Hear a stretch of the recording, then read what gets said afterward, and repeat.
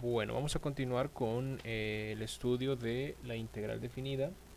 Ya hemos desarrollado algunos videos acerca de este tema y hemos venido desarrollando algunas ideas a partir de la noción de área bajo la curva, ¿no? Con eso hemos venido trabajando y la intención es poder ir cada vez profundizando en esto hasta llegar a procesos mucho más simples y sintetizados. Bien, recordando un poco de lo que hemos venido trabajando, en videos anteriores logramos definir el concepto de suma de Riemann y como suma de Riemann lo que definimos fue la idea de aproximar el área bajo la curva a través de una sumatoria parecida a la que estoy escribiendo en este momento.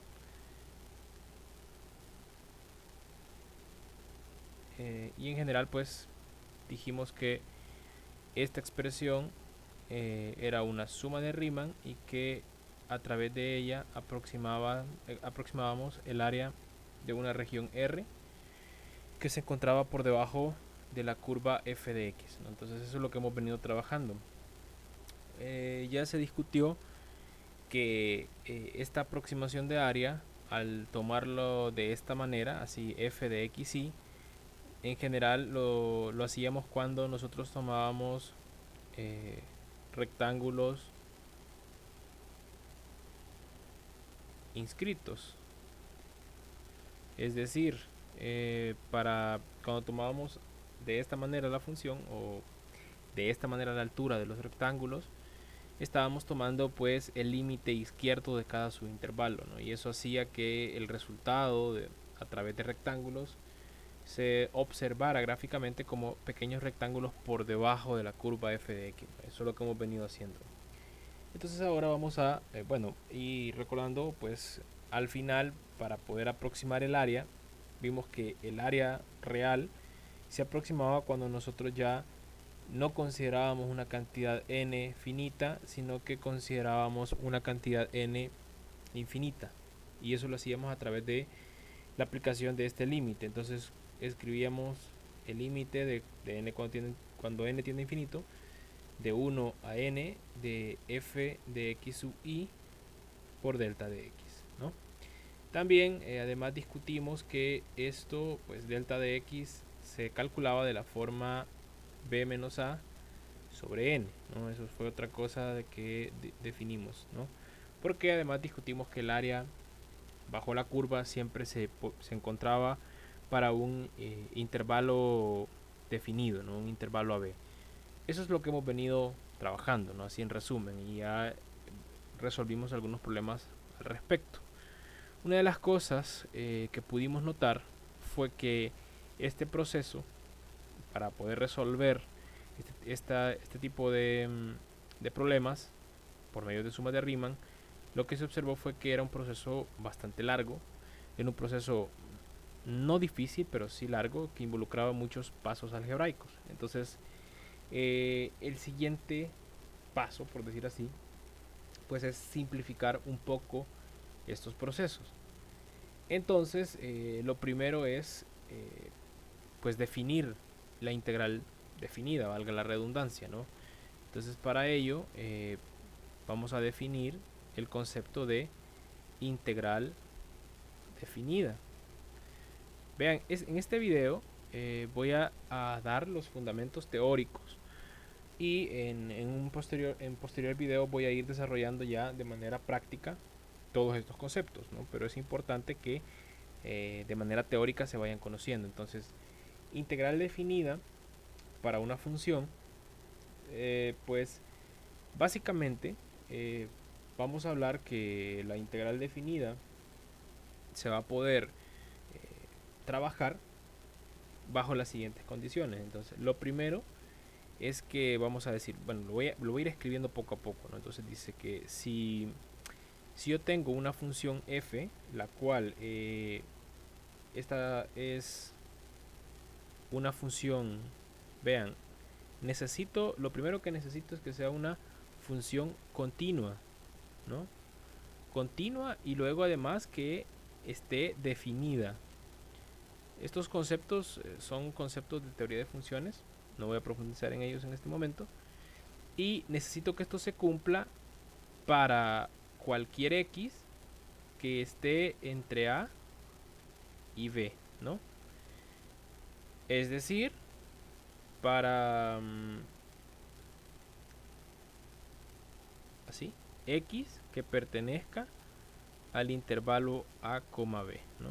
Al final estoy tratando de definir la integral definida, valga la redundancia, en el intervalo a b. Entonces yo tengo eso y lo que ocurre es que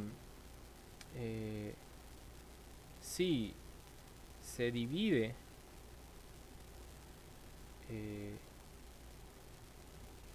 el intervalo AB en n, ojo, n subintervalos, lo que yo voy a tener pues es que vamos a definir delta de x, ¿no? Como ya lo habíamos definido antes, b entre n, y vamos a hacer x sub 0 igual a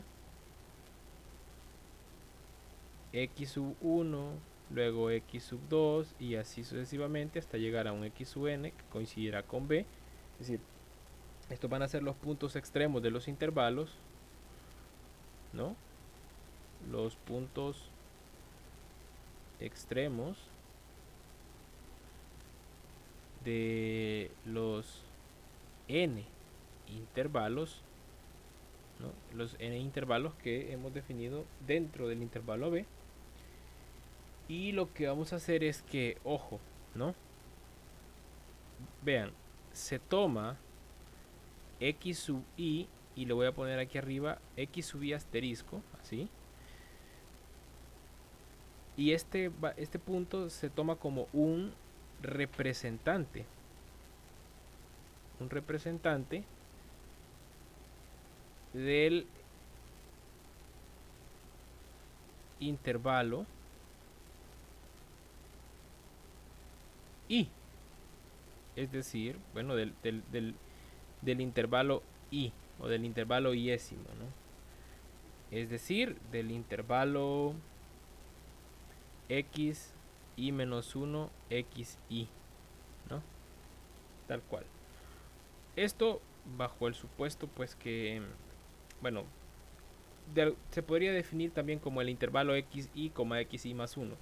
Eso depende de la forma en que se esté tomando esta estructura, pero por el momento lo vamos a trabajar así, ¿no? Y entonces, ya una vez que yo tengo escrito todo esto, yo puedo decir que, así, tal cual, ¿no? Entonces, el integral de a b de la función f de x no será más que el límite de cuando n tiende a infinito del sumatorio desde i igual a 1 hasta n de la función evaluada en ese representante, ¿ya? Multiplicado por el ancho de esos intervalos, delta x, ¿no? Y esto será así, pues no hay que olvidar, esto es siempre que el límite exista. Esto es muy importante. De acuerdo, entonces vean que esto es lo mismo que ya trabajamos, solo que lo estoy sintetizando y lo estoy escribiendo ya de manera más formal, ¿no? Dándole formalidad a todo esto. Hasta el momento lo hemos venido trabajando de manera informal y puramente aplicado, solamente con los ejemplos, pero ya es momento de darle cierto grado de formalidad. Las matemáticas, si no se formalizan, pues no es necesario formalizarlas, dejémoslo por ahí. Entonces, ya formalizándolo, esto es, ¿no? Entonces ya tengo la integral definida o ya tengo la integral definida como un límite, ¿no? Entonces el integral definida en el intervalo AB de la función f de x, pues se representa como ese pequeño límite. Vean que eso ya lo trabajamos, ¿no? Ya lo trabajamos. Esto ya hemos calculado integrales definidas a través del concepto de límite para una suma de Riemann. Es muy importante porque la suma de Riemann como tal no es el resultado de ese límite. La suma de Riemann es nada más la sumatoria que hemos venido trabajando, ¿no? Es muy importante. Ojo, estas sumatorias nosotros ya las hemos venido trabajando, ¿no? Y estas sumatorias son las famosas sumas de Riemann, ¿no? Este tipo de sumatorias, ¿no? Entonces es muy importante. Estas son las sumas de Riemann. Entonces cuando n vale 4, cuando n vale 8, cuando n vale 100, yo estoy calculando sumas de Riemann. ¿De acuerdo?